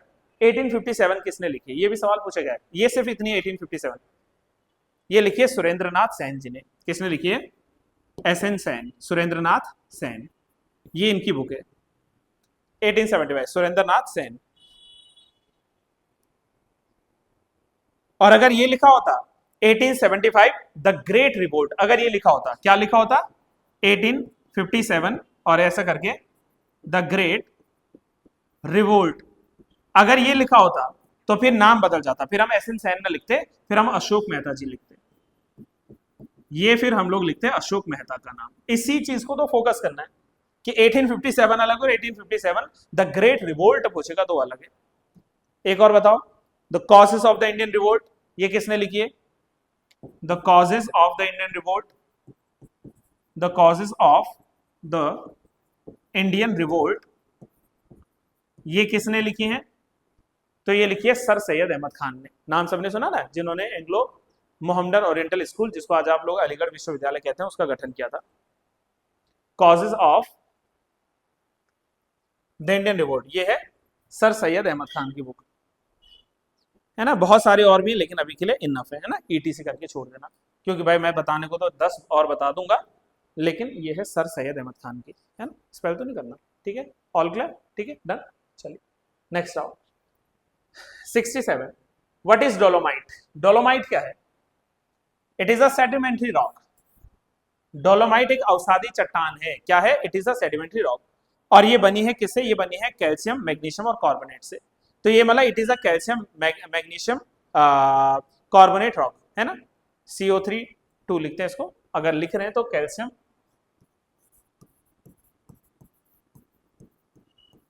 मैग्नीशियम कार्बोनेट चट्टान है ना, डोलोमाइट। सेडिमेंट्री, और सेडिमेंट्री में बता चुका कई बार। देखो रॉक 3 प्रकार की होती है, एक होती है इग्निस, एक होती है सेडिमेंट्री और एक होती है मेटामॉर्फिक। इग्निस मतलब जब ज्वालामुखी विस्फोट हुआ, उससे लावा निकला, लावा ठंडा हुआ, जमकर तैयार हुआ, तो उससे बनी आग्नेय चट्टानें। जब वही आग्नेय चट्टानों में इरोजन हुआ, अपर्दन हुआ, उसमें इरोजन हुआ, उस इरोजन से लेयरिंग हुई, लेयरिंग बनने के बाद जो चट्टान बनी वो बनती है सेडिमेंट्री, यानी कि अवसादी चट्टान। इसीलिए इसको लेयर्ड रॉक भी कहते हैं, और इसी में फॉसिल्स मिलते हैं, बाकी कहीं नहीं मिलेंगे फॉसिल्स, इसमें जीवाश्म मिलता है, राइट। और बाद में क्या होता है कि जब कभी इग्नियस रॉक और सेडिमेंट्री रॉक ये तापमान और दबाव में आकर, टेम्परेचर भी काम कर रहा है, प्रेशर भी काम कर रहा है, तो इनमें इनके जो है साथ मिलकर या इनके साथ क्रिया करके जब अपने रियल कैरेक्टरिस्टिक्स को छोड़ दे, जो उसकी विशेषता थी ना, चट्टान की जो अपनी विशेषता थी, जब उसको छोड़ दे और उसको छोड़ने के बाद नए कैरेक्टरिस्टिक्स को एक्सेप्ट कर ले, तो उसको बोलेंगे हम लोग मेटामॉर्फिक। मॉर्फिज्म, मॉर्फिज्म मतलब क्या? कई बार नहीं सुना कि यार मेरी वीडियो का, मेरी फोटो का गलत इस्तेमाल हो रहा है, किसी ने वीडियो मॉर्फ कर दी। आता है वीडियो मॉर्फ करना या फोटो मॉर्फ करना, तो मॉर्फ मतलब बदल देना, उसका रंग, उसका आकार, उसका स्वरूप, उसकी शक्ल ही बदल दी, मॉर्फ होता नहीं। तो मेटामॉर्फिज्म, मॉर्फिज्म का मतलब जहां पर परिवर्तन हो चुका है स्वरूप में। एक जमाने में वो लाइमस्टोन हुआ करता था, चूना पत्थर, और उसी से अब क्या बन गया? मार्बल। तो मार्बल अलग चीज है, चूना पत्थर अलग चीज है, लेकिन बना चूना पत्थर से है ना मार्बल, संगमरमर। तो इट मींस कि ये क्या है, उसने अपने कैरेक्टरिस्टिक छोड़ दिए और पूर्ण रूप से जो है दूसरा बन चुका है ना। चलिए डन, ऑप्शन ए लिख लेना, सेडिमेंट्री रॉक। नेक्स्ट आओ, शैलों का रासायनिक अपक्षय किस प्रकार के स्थानों पर काफी अधिक होता है? In which type of places chemical weathering of rocks is very high, है ना। तो इसका राइट आंसर लिखना शीत और शुष्क, ठीक है, उष्ण और आर्द्र, उष्ण और शुष्क, ऑप्शन नंबर सी लिख लेना। Places with hot and dry climate, places with, है ना, एक बार मुझे रीचेक करने देना इसको, कहीं ऐसा ना गड़बड़ जाए। शीत और शुष्क यानी places of cold and dry. उष्ण और आर्द्र, उष्ण मतलब होता है हॉट, आर्द्र मतलब होता है humid. Places of hot and dry, नहीं हॉट एंड ड्राई तो एक ही चीज हो गया ना, उष्ण और शुष्क। तीसरा हटा देना, सॉरी गलत हो जाएगा, है ना। चलिए क्वेश्चन नंबर 68 जो है, इसका राइट आंसर आप लोग लिखेंगे ऑप्शन नंबर बी, बी सही हो जाएगा। इसका बी लिखना प्लीज। इसका क्या राइट आंसर आएगा? बी आएगा 68 का। 69 में बताओ, which one of the following is also called white mountain? कोई तो बताओ, आप बताओगे या मैं दया बहन के वीरा से पूछो। धौलावीरा, धौलावीरा लिख दो, सही आंसर है। Dholavira is the right answer, option number D. करवा चुका हूं मैं धौलावीरा। चलो बदले ये बताओ कि जो बाकी के माउंटेन्स है, जैसे जो है चोओयू माउंटेन है, ये कहां पर है? एनी गेस, गेस ही करना बस। चोओयू नाम से भी पता चल रहा है चाइना तिब्बत टाइप कुछ, तो ये नेपाल और तिब्बत की बाउंड्री पर है। नेपाल और तिब्बत की बाउंड्री पर चोओयू। और जो माउंट मकालू है ये भी सेम है, नेपाल और तिब्बत की बाउंड्री पर, एवरेस्ट के ही पास में माउंट मकालू है ना, ठीक है। इसके अलावा जो है होत्सु कहां पर है? वो भी जो है नेपाल तिब्बत है। और लास्ट हमारा प्यारा धौलावीरा बचा, धौलावीरा है ना, धौलावीरा मत कहना, धौलागिरी। तो धौलागिरी जो माउंटेन है ये आपका राइट आंसर आ जाएगा व्हाइट माउंटेन के रूप में, धौलागिरी, ऑप्शन नंबर डी। कौन सा कथन गलत है भाई इसमें से? Which one of the following statement is not correct? पढ़ें इसको, चलो। डेल्टा के निकट नदियां कई धाराओं में बढ़ जाती हैं, ये तो सही बात है। डेल्टा में नदियां बढ़ती हैं, जुड़ेंगी तो इन्हें, पहला ठीक है। गुम्फित प्रारूप लेती हैं, ये भी सही है। लूनी नदी अंतःस्थलीय अपवाह तंत्र का निर्माण करती है राजस्थान में, ये भी ठीक है। रण ऑफ कच्छ में आते आते विलुप्त हो जाती है लूनी नमकीन नदी जो है लूनी नदी, ठीक है। छोटा नागपुर के अधिकांश क्षेत्रों पर दुर्माकृतिक अपवाह प्रतिरूप देखने को मिलता, गलत है। डेंड्रेटिक ड्रेनेज पैटर्न नहीं मिलेगा आपको कहां पर? सीएनपी के एरियाज में। और बाकी नर्मदा, सोन और महानदी जो है वो क्या करती है? एक मैश ड्रेनेज पैटर्न के साथ बहती है, ये कथन सही है। राइट जो सॉरी रॉन्ग जो हमें चूज करना था वो ऑप्शन नंबर सी कर लेना, ऑप्शन नंबर सी गलत है, डेंड्रेटिक पैटर्न इसमें फॉलो नहीं होगा, ठीक है। चलिए, ब्लैक सॉइल भारत में मुख्य रूप से कहां मिलती है? कोस्टल एरिया में मिलेगा, है ना, डेक्कन ट्रैप में मिलेगा, नॉर्दर्न प्लेन्स में मिलेगा, हिमालय रीजन्स में। कंफ्यूजन है, इसका सी लिखना, डेक्कन। और सबसे ज्यादा देखो जैसे महाराष्ट्र वाला पार्ट है, मध्य प्रदेश वाला पार्ट है, महाराष्ट्र में सबसे ज्यादा मिलती है काली मिट्टी, याद रखना, है ना। जो हमारा नॉर्दर्न प्लेन से यहाँ पर तो जलोढ़ मिट्टी मिलती है ना, ये उत्तरी मैदान में तो जलोढ़ मिट्टी मिलती है। यहाँ आप लोग हिमालयी क्षेत्र में जाओगे तो माउंटेनियस सॉइल मिलेगी, जंगली मृदा यहाँ पर मिल जाएगी, तो ये तो आपका वैसे भी नहीं हो सकता है ना, तो ये भी नहीं होगा। नीचे अगर कोस्टल प्लेन्स में तमिलनाडु कर्नाटक के आसपास जाओ तो वहाँ लेटराइट सॉइल अच्छी मिल जाएगी, लेटराइट मिट्टी अच्छी मिल जाएगी, तो ये हो नहीं सकता। ऑप्शन नंबर सी लिख लीजिए, इसका डक्कन ट्रैप्स जो है इसके पास में अच्छी मिट्टी मिलेगी। खरीफ की फसल कौन सी नहीं है? अब ये जरा मजेदार क्वेश्चन है। Which one of the following is not a kharif crop? मैं आपको तब तक आप सोचो, मैं आपको बता दूं कि जो भारत में क्रॉप पैटर्न्स है ना वो तीन है। एक है राबी, जैसा कि यहाँ लिखा भी होगा कहीं, नहीं है कोई बात नहीं। दूसरा है खरीफ और तीसरा है जायद। ये तीन फसलें आती हैं। अभी इनमें से आपको बता रहा हूँ कौन कौन से। पहले ये बताओ इनमें से कौन सी खरीफ की क्रॉप नहीं है? तो गेहूं is not a kharif crop. विशेषता क्या है? चलो बताओ, खरीफ की क्रॉप को कब बोया जाता है? बस आपसे ये पूछ रहा हूं मैं, और जल्दी बताना। हाँ, सही जा रहे हो? नहीं नहीं, नवंबर नहीं, ये जून जुलाई के आसपास है, इसको काटा जाएगा तब। तो जो खरीफ की क्रॉप है जून जुलाई में बोई जाएगी, और सितंबर अक्टूबर के आसपास में जो इनको काट लिया जाएगा। अब जैसे खरीफ की फसल में क्या क्या आ जाएगा मेन, बताओ। यहाँ पूछा था ना क्या नहीं है, तो गेहूं मत बोलना। तो जितने भी बाकी है जैसे बाजरा है, दाने, ज्वार है, ये तीन तो आप लोग वैसे बोल दिया। इसके अलावा जैसे क्या है, मक्का है, तो मक्का यहाँ पर मिलेगी। तूर की दाल है, मूंग की दाल है, उड़द है, ठीक है, मूंगफली है, सोयाबीन है, चाय है, कॉफी है, रागी है, जो भी मिलता है वो आपको कहाँ मिलेगा? खरीफ में। राबी की फसल कब बोएंगे? अब बोलेंगे आप क्या? अक्टूबर नवंबर। तो अक्टूबर नवंबर में बोते हैं आप राबी, और मार्च अप्रैल आते आते उसको काट देते हैं।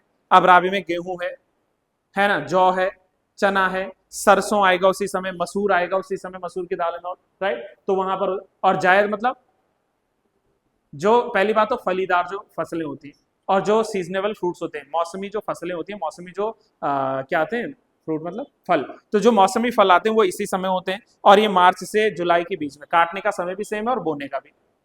बेल पे जल्दी आ जाती ना फसलें, तो उसी समय आपने मान लीजिए एक जगह से कद्दू काटा, कुछ समय बाद दूसरी जगह पर कद्दू आ गया, तो उसी समय चलती है, जिस समय बोया उसके एक महीने के भीतर भीतर। तो मार्च अप्रैल मई जून जुलाई ये वाला जो सीजन है ना, ये है जायद की फसलों का। और जायद में जो है सभी प्रकार की फल सब्जियां सब आती हैं, मौसमी फल वगैरह ये सब आते हैं। तो ये तीन जो है हमारे पास में भारत में क्या होते हैं? क्रॉपिंग पैटर्न्स होते हैं। तो ये भी आपको सवाल ध्यान रखना पड़ेगा। और कौन से नहीं पूछा, तो ये नहीं है कौन सी फसल? खरीफ की, दैट इज गेहूं। ये आपकी आएगी किसमें? दैट इज इन राबी की फसल, है ना, और सर्दियों में बोई जाएगी। चलिए नेक्स्ट आओ।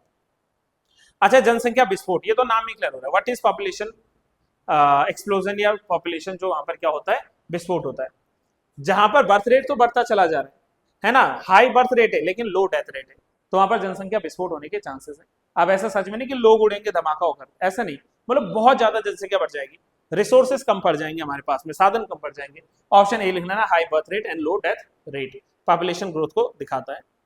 अंग्रेजों ने भारत में अप्रत्यक्ष चुनाव प्रणाली की शुरुआत कब की थी? मैंने कहा भी था कि इसमें पहली बार अप्रत्यक्ष चुनाव की बात हुई थी, लिखा कहीं नहीं था, there was no such terms of election, election शब्द लिखा नहीं था, लेकिन शुरुआत हो गई थी 1892 में। जिस समय क्या होता था ना कि जो हमारे पास में नॉन ऑफिशियल मेंबर्स थे, Indian non official Indian members थे, जब उनका चुनाव होता था तो चुनाव होने के चलते जो है उनको कब 1992 में 1892 में जो है ये क्या मिला था, पावर मिली थी। बाकी 1892 के अधिनियम में क्या दिया था? बजट पर प्रश्न पूछने का अधिकार। तो जो बजट पर प्रश्न पूछा जाता था ना वो भी 1892 के एक्ट ने दिया। तो ये भी तो भाई अच्छा वहां पर हमें मिला था, है ना। चलिए तो 1892 इसका सही कर देना। नेक्स्ट आना, निम्नलिखित में से भारतीय संविधान का कौन सा अनुच्छेद संविधान संशोधन की प्रक्रिया के लिए जिम्मेदार है? बताओ, ये तो इजी है। 368 सबसे बेसिक आर्टिकल है। 280 में क्या है? भारत का वित्त आयोग है, फाइनेंस कमीशन ऑफ इंडिया, है ना, वित्त आयोग है भारत का। 52 में क्या है? राष्ट्रीय आपातकाल, नेशनल इमरजेंसी। और 360 में क्या है? वित्तीय आपातकाल। आपातकाल 3 होते हैं ना, 2 तो आपने यहां लिख लिए और तीसरा आपातकाल होता है राष्ट्रपति शासन, जो 356 में है ना। 356 में क्या है? राष्ट्रपति शासन है। तो ये तो हमारे लिए इजी आर्टिकल्स हो जाएंगे, ज्यादा कुछ नहीं। और संविधान में अगर परिवर्तन लाना तो 368 उसके लिए लाया गया है। ठीक है, मेंशन कर रहे हो तो फटाफट कर लीजिए। चलिए 76 पे थोड़ा जल्दी चलते हैं, समय हो गया। लिस्ट एक तरफ है आर्टिकल्स और ऑन दी अदर साइड है इसके बारे में। अभी इवन मुझे कोड नहीं भी देखने होंगे तो भी हम लोग लिख सकते हैं। ठीक है, क्वेश्चन छुपा दे रहा हूं, हमें पता है ये क्या है, ये किस तरीके का सवाल है, हम जान गए। आर्टिकल 26 में क्या है? सर आर्टिकल 26 में जो धार्मिक संस्थाएं हैं ना उनके प्रबंधन की जिम्मेदारी दी गई है। तो देखते हैं जरा धार्मिक कार्यों के प्रबंधन की। 1 का 3 होना चाहिए, है ना, 1 का 3 होना चाहिए, 3 जगहों पर है, चौथे को तो हटा दो, होल्ड ऑन। 40 में क्या है? ग्राम पंचायतों का गठन, 3 के बाद 4 होना चाहिए, इसमें नहीं है, ये 2 में से कोई एक हो सकता है। ठीक है, अब बताओ यहाँ पर आर्टिकल 98 थोड़ा सा बढ़िया है, मजेदार है, लेकिन अगर आपने सुना है तो ठीक है। इसमें क्या है? तो 98 में है संसद का सचिवालय, है ना, यानी कि इसका आना चाहिए 2।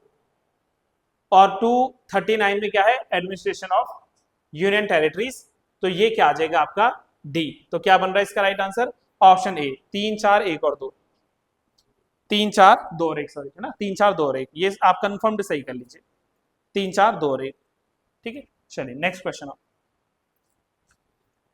निम्नलिखित में से कौन सा भारतीय संविधान में कर्तव्यों के अंतर्गत नहीं आता? कर्तव्य है ना आपके पास, कितने कर्तव्य हैं? 11। अच्छा पहले बताओ मूल कर्तव्य किस अनुच्छेद में लिखे हुए हैं? 51A, 51 क में लिखे हैं, क जरूर लिखना, ए जरूर लिखना ना। और 51A जो है इसमें टोटल कितने हैं? टोटल 11 है। 11 में से याद है ना शुरू में 10 जोड़े गए थे, किसके द्वारा? स्वर्ण सिंह समिति की सिफारिश। और स्वर्ण सिंह समिति की जब सिफारिश आई थी तो उसी समय आया था 42वां संविधान संशोधन अधिनियम, और इसने जोड़े थे 10 मौलिक कर्तव्य। फिर बाद में जो है क्या हुआ? 11वां मौलिक कर्तव्य जोड़ा गया, 11th। और 11th को किसने जोड़ा था? सर इसको जोड़ा था 86th कॉन्स्टिट्यूशन अमेंडमेंट एक्ट ने, है ना, 2002 में आया था। और इस 86th कॉन्स्टिट्यूशन अमेंडमेंट एक्ट ने क्या जोड़ा? शिक्षा का अधिकार, राइट टू एजुकेशन। तो शिक्षा जो है, शिक्षा के अधिकार को क्या किया था? उसमें जोड़ा था। तो हमारे पास टोटल 11 है, देखते हैं कौन कौन सा है। सार्वजनिक संपत्ति की रक्षा करना ये आपका अधिकार है कि नहीं? और हिंसा से दूर रहना अधिकार है, ठीक है। हमें क्या चुनना है ना? गलत। अभी आ रहा हूं, गलत कौन सा है, दूसरा पढ़ो। स्वतंत्रता के लिए राष्ट्रीय संघर्ष को प्रेरित करने वाले महान आदर्शों को संजोना और उनका पालन करना, ये तो दूसरा ही है, ये भी सही है। वयस्क मताधिकार, ये गड़बड़ हो गई, वयस्क मताधिकार कहीं भी नहीं लिखा हुआ, वयस्क मताधिकार कहीं नहीं लिखा हुआ। हालांकि चुनाव में वोट देना आपका अधिकार है, कल वोट है भाई 24 तारीख को और 28 को उत्तराखंड में ना, तो ये पंचायतों के लिए, तो ये जो है वोट देने का अधिकार आपका कर्तव्य नहीं दिया गया। बट इसका ये मतलब नहीं कि मैं ये कह रहा हूँ वोट मत दो, देना है वोट भाई, लेकिन यहाँ प्रत्यक्ष रूप से लिखा नहीं है। और भारत का प्रयोग करना की है, ये क्या है? भारत का प्रयोग करना की, ये गलत हो गया, देखो बताओ। अब ये होता ना गूगल से ट्रांसलेट मारा होगा, टाइप इसने हमारी।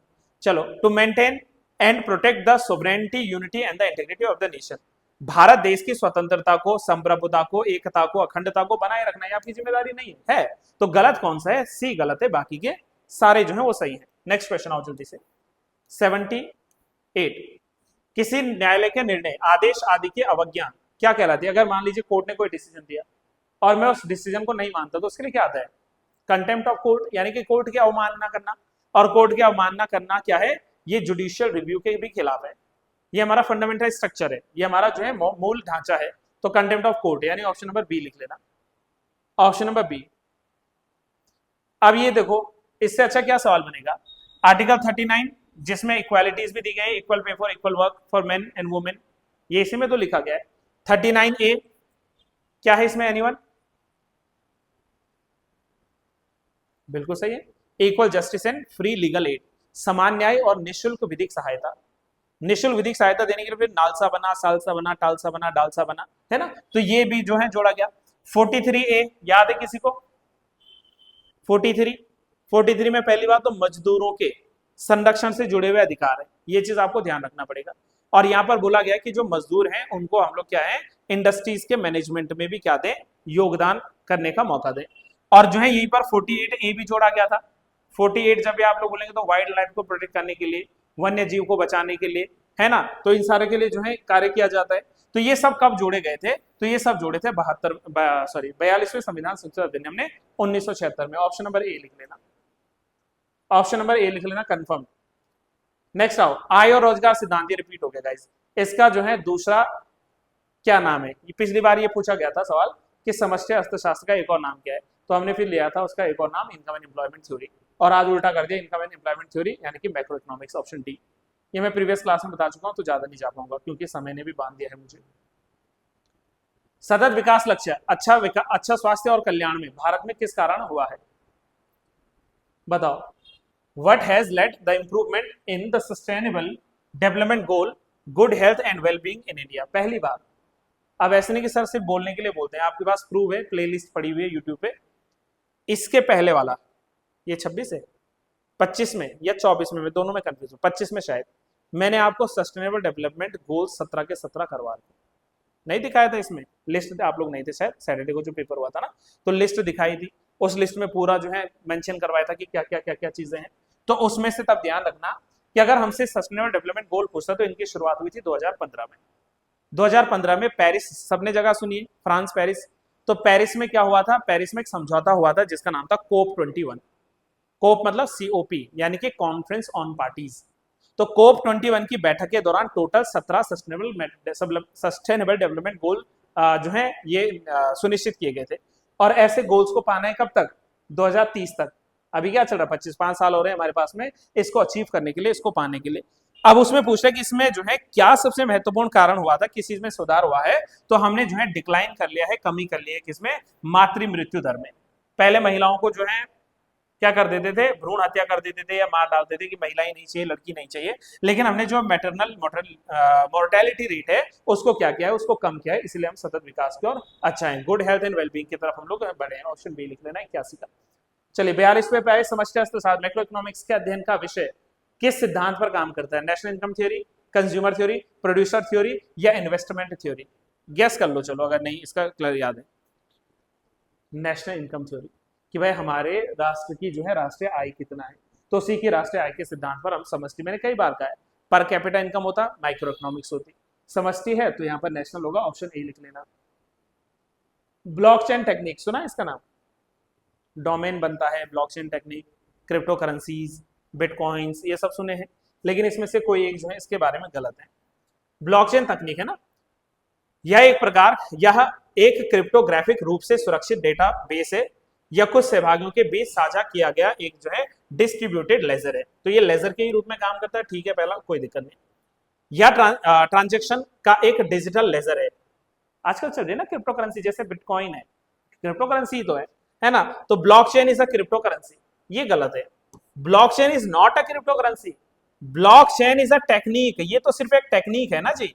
आप इसको कैसे घोषित कर सकते हो कि ये क्रिप्टो करेंसी? अरे क्रिप्टो करेंसी नहीं है, ये सिर्फ एक टेक्निक है।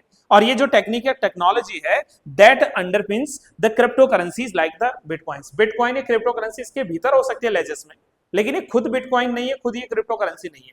ये सिर्फ और सिर्फ एक टेक्नोलॉजी है, एक जो है क्या है, एक साधन है। तो आप इसको टेक्नोलॉजी का नाम दो, न बल्कि क्रिप्टो करेंसी। क्रिप्टो करेंसी क्या है? जो जिसको ये स्टोर करके रखता है, जैसे बिटकॉइन। तो बिटकॉइन सबने सुना है, बहुत फेमस, चर्चा में चला था, हम आपके लिए नहीं है ना, सुपर कंप्यूटर्स लगते हैं इसको डिकोड करने में। तो इसका राइट आंसर तीसरा गलत है, यानी कि 1 और 2 सही है, ऑप्शन नंबर 20 का सही लिख लेना, ऑप्शन नंबर 20 का सही लिख लेना। चलो कुछ क्वेश्चन हो रहे हैं, 4-5 फटाफट चलिए। 1991 में आर्थिक नीति आई थी, न्यू जो है क्या आई थी, इकोनॉमिक पॉलिसी आई थी। इसके तहत उदारीकरण और निजीकरण की पहल का प्राथमिक परिणाम निम्नलिखित में से कौन सा था? तीन ही तो चीज हुई थी, एलपीजी, अगर यहाँ एल लिखा हुआ है यानी कि लिबरलाइजेशन उदारीकरण, पी भी लिखा है प्राइवेटाइजेशन, तो बचा क्या जी, और जी मतलब ग्लोबलाइजेशन, तो वैश्वीकरण ऑप्शन सी लिख लो। डॉक्टर मनमोहन सिंह जी के सुझाव पर आया था ना एलपीजी, हमने अपना इकोनॉमिक मार्केट जो है ओपन कर लिया था, खुला कर लिया था, और विश्व के साथ जो है सारा व्यापार जो है ओपन कर लिया था, तो जी यानी कि ग्लोबलाइजेशन, ऑप्शन नंबर सी लिख लेना। वर्ल्ड बैंक और उसकी सहयोगी संस्था आईएमएफ की स्थापना कब हुई थी? 1944। अब बताओ 1944 में क्या हुआ था? 1944 में वॉशिंगटन डीसी में एक सम्मेलन हुआ था जिसका नाम था ब्रेटन वुड कॉन्फ्रेंस, और इसी ब्रेटन वुड कॉन्फ्रेंस के समय दो चीजें बनी थी। पहला तो आपके सामने लिखा है आईएमएफ, और दूसरा बना था आईबीआरडी। अब आप बोलेंगे सर आपने तो यहाँ वर्ल्ड बैंक लिखा। अरे गाइस, वर्ल्ड बैंक तो हम आज जानते हैं ना, पहले इसका नाम आईबीआरडी था, international bank for reconstruction and development, IBRD, international bank for reconstruction and development, ये इसका फुल फॉर्म था। और ये जो आईबीआरडी था, इस आईबीआरडी के ही को ही बाद में जो वर्ल्ड बैंक आ गया। वर्ल्ड बैंक में आज 5 बैंक हैं, 5 ग्रुप है ये, तो world bank is a group of 5 जो है बैंक्स, तो 5 बैंकों के समुदाय के रूप में जो है आप लोग इसको जानते हैं। तो इस हिसाब से इसका राइट आंसर क्या आएगा? ऑप्शन ए आएगा, international bank for reconstruction and development, IBRD जो था ना उसके तहत। तो इसका राइट आंसर क्या बनेगा? ऑप्शन नंबर ए ही बनेगा, ब्रेटन वुड के सम्मेलन में ये हुआ था, और हुआ कहाँ था? यूएसए के वॉशिंगटन डीसी में। कंप्यूटर की भाषा को समझता है, कंप्यूटर सिर्फ एक ही भाषा समझता है, बाइनरी लैंग्वेज को, जिसमें 0 और 1 ये कोड होते हैं ना, 0101 के कोड, तो 0 और 1 के ही कोड के आधार पर ये चलता है, तो ऑप्शन नंबर सी लिख लेना 86 का। 86 87th देखो सेम ही क्वेश्चन है, उसी की एक भाषा बदल गई कि कौन सी कंप्यूटर भाषा केवल बाइनरी कोड में लिखी जाती है, तो that is machine language. Machine language C plus नहीं, सी हैज नहीं, कुछ ऐसा नहीं, पास्कल नहीं, बल्कि ये क्या है? Option number B, machine language. आमतौर पर गेट पोर्टेबल कंप्यूटर सिस्टम के साथ क्या उपयोग होता है? इसमें होता है सीआरटी। ऑप्शन नंबर क्या लिखना? सी लिखना इसमें, सीआरटी। सीआरटी का मतलब कोई फुल फॉर्म बताएगा? इसका फुल फॉर्म है कैथोड रे ट्यूब, अगर लिख रहा है कोई तो ये है कैथोड रे ट्यूब, ये इसका सही जवाब हो जाएगा। ठीक है, चलिए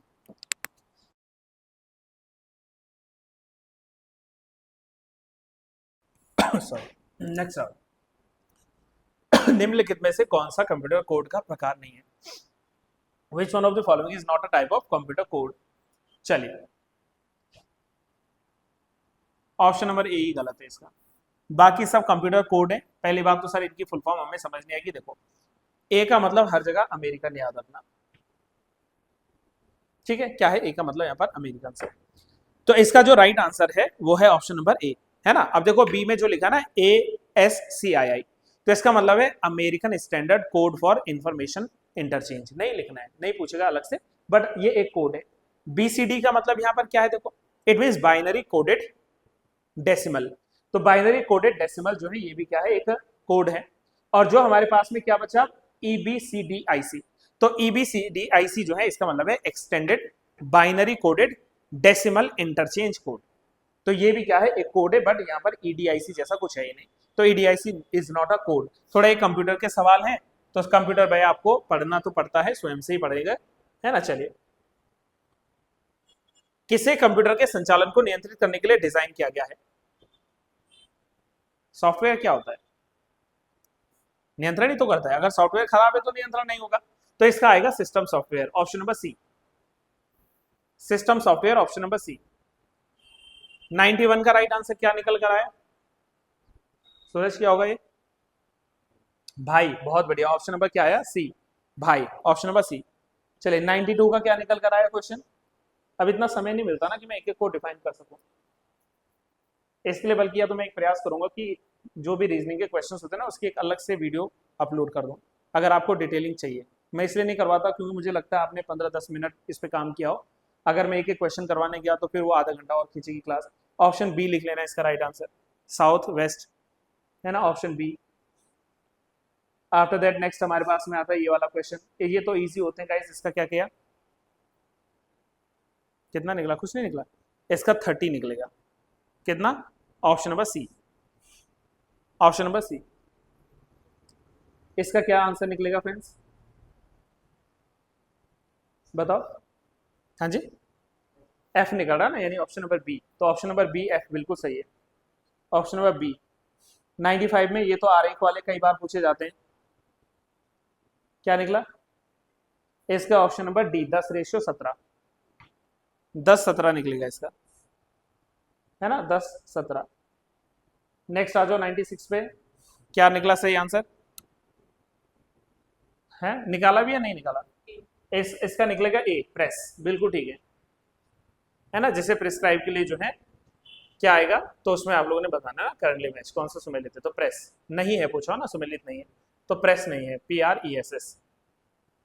ये सवाल कई बार पूछे जाते हैं, इसमें कुल कितने स्क्वायर हैं? ठीक है, निकल आए, कितने निकले?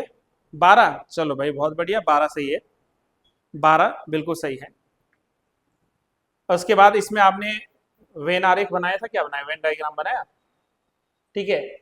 सभी पत्ते फल हैं, कुछ शाखाएं फल हैं, ठीक है। उसके बाद जब आपने इसको पढ़ा था, है ना, कि कुछ फल शाखाएं हैं, फिर पूछा कुछ फल पत्ते हैं, ठीक है। तो केवल निष्कर्ष एक अनुसरण करता है, केवल निष्कर्ष दो अनुसरण करता है, निष्कर्ष एक तथा दो दोनों अनुसरण करते हैं, या कोई भी अनुसरण नहीं करता। बनाया था इसका कुछ वेन डायरेक्ट, तो वेन के हिसाब से इसका बनेगा option number C, option number C, yes.